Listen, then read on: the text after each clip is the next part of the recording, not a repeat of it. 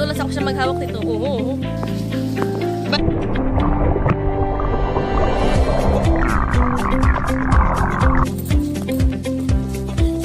Daming alam mama. Hello guys! Welcome back to another vlog. And aahon tayo ngayon. Pupunta tayo ng farm. At maganda yung tinatapakan ko ngayon. Maganda yung pag-ahon namin dahil mainit. Tuyo yung mga lupa. Hindi maputik, hindi madulas. So nawala na yung mga kasama ko. Hindi ko alam na kung nasa. Ayun ako, nagtatago pa to si Toby. Natatakot si mami.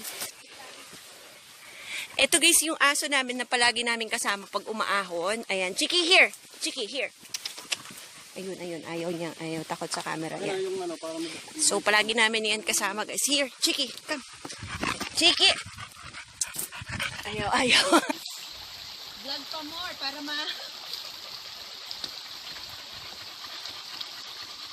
Oh guys, andito tayo ngayon sa farm. Nagbabakasyon kami just for 2 days kasi weekend naman. So, minsan na kami nakakabisita dito guys kapag nandyan yung asawa ko. So, stay kami dito. Pero ngayon lang ulit kami nakapunta dito. Dito sa likuran ko guys, makikita nyo yung mga pineapple. Ayan. Tapos, ngayon papunta kami ng ilog guys. Doon sa layon kasi yung anak ko mahilig doon maligo.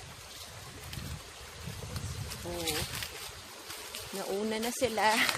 Naiwan na ako ng kava vlog ko dito. So tatawid tayo guys. Ayan ang tatawiran natin. Maliit lang. Kaya ko ba? Kaya yan. Kaya yan. Palubog na ako ng palubog.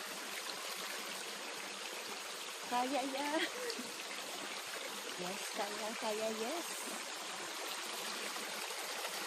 Okay, yes. Nakaraos tayo ng pagtawid. So, malapit na tayo, guys, sa ilog. Kanina, naka-boots ako. Natulog na kami dun sa kubo, kaya hindi na naka-boots. Ayan.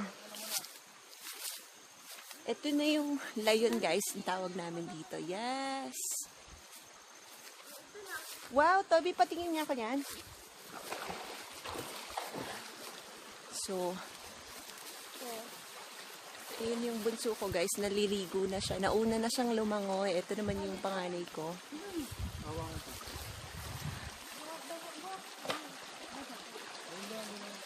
May dala pa siyang flippers ba yun? Ayun guys, kakatapos ko lang maligo at ito yung kilay ko. Ito pa din siya. Ang ganda, hindi pa rin natatanggal.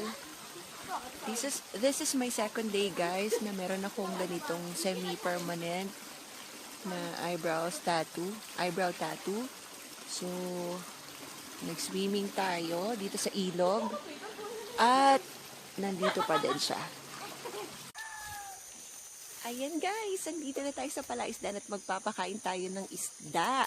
Actually, yung isda namin dyan guys ay tilapia. After kong maligo guys, nagbota akong ganito. Ayan ang outfit of the day. Nagbota ako guys para hindi ako mahirapan maglakad. At papakainin ko yung isda para makita nyo na lumulutang yung mga isda dito. Actually guys, ito yung unang-una naming palaisdaan. Sobrang memorable nitong palaisdaan na to kasi nag-try lang kami. Tapos bago pa yan lagyan ng isda, pinagsiswimmingan pa ng mga anak ko yan. Ngayon nilagyan namin ng 2,000 pieces ng fingerlings yan. Tapos hindi na kami nagdagdag, yun lang. Tapos hindi namin akalain na dumami yun. Nagdagdag kami ng pangalawang palaisdaan dito. And then, meron pa sa banda doon. Pero meron pa kaming pinapagawa banda doon na mas malaki para mas makalangoy ng ayos yung mga isda. So guys, magpapakain ako para makita nyo. Ito yung pagkain nila. Para makita nyo mag-float lalo yung mga malalaking isda. So, let's go! So excited! Oops.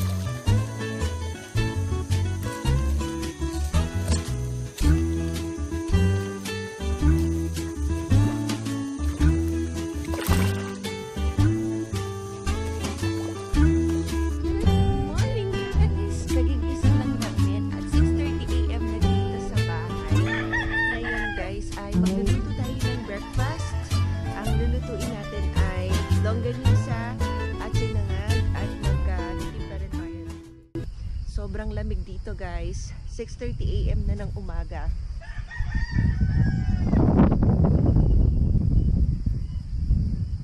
So, tara na!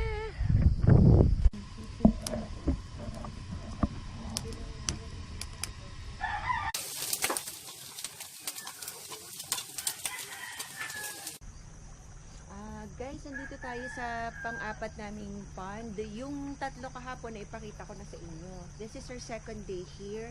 At magpapakain tayo. Guys, mas malalaki yung mga tilapia dito.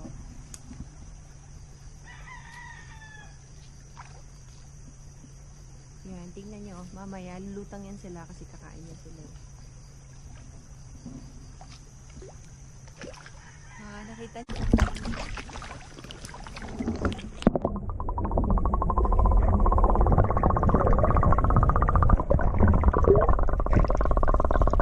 Alam nyo guys, 10 months na tong mga tilapiyang to. 10 months na yan, yung ganyang kalaki.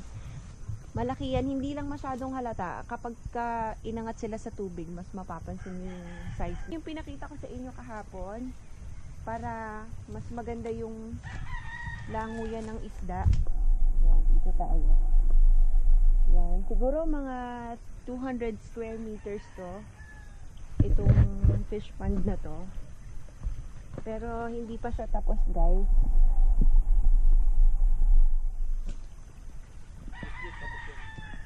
Ha? This week? Baka daw this week guys, tapos na to. So, ayan. Yung kalapit nito guys, ano to, running water. Yung mga gumagawa dito guys, bukas pa sila kasi pag weekend wala sila. Pupunta tayo dito guys para makita nyo ng ayos.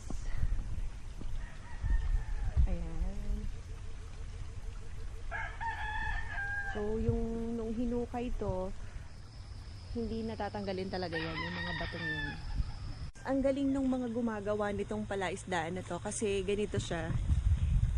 Hindi kasi kami nakakapag-akit ng simento dito dahil masyadong malayo siya at bubuhatin pa ng tao papunta dito sa farm.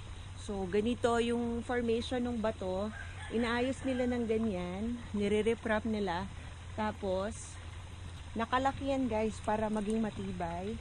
Pupunta tayo dito sa bandang gilid pa. Yan. Kita nyo guys.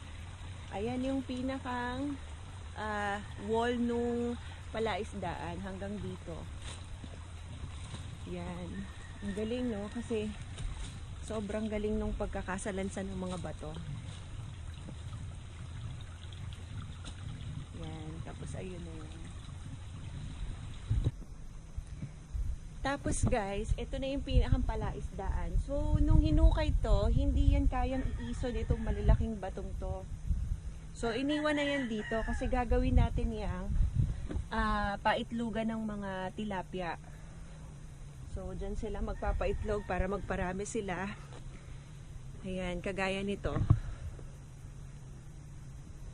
Nandyan na talaga yan nung hinukay itong lupa.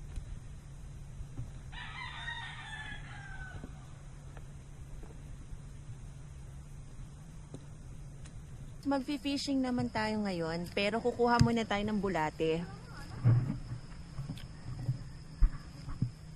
Tapos ito, mayroon din kaming dalang food. Ito. Yun. Hindi makapunta rito. Ito guys, yung fishing rod na gagamitin namin. Matanda na to guys. Sobrang tagal na namin itong ginagamit.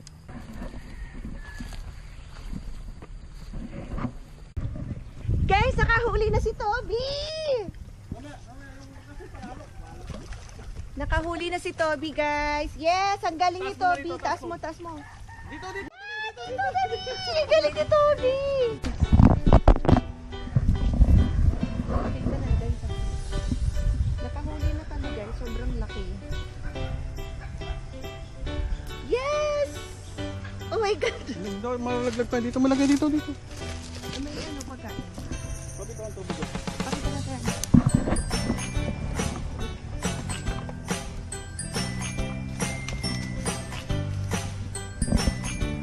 Yes, nakahuli na kami guys. Ulam na! shoutout nga pala kay Christine Fernandez. Pinapa-shoutout ka ng ate mo. Hello, Christine. Thank you for always watching. Say hello, Christine. Hello, Christine. Lapit mo rito, lapit mo. Akin, akin. Galing ni Toby. Oh, may puputol, mapuputol. Yes, ang laki. Ayan. Ang galing ni Toby manghuli. Grabe. Paano naman nahinga ng isa? Kahit na pampil. Ang laki. Sarap din. Makikita ko sa isda yan. Ano? Sinigang. Wait lang tayo. Ulitin natin. Ito lalagyan ka na ng... Oops! Patay ka. Patay pa tayo.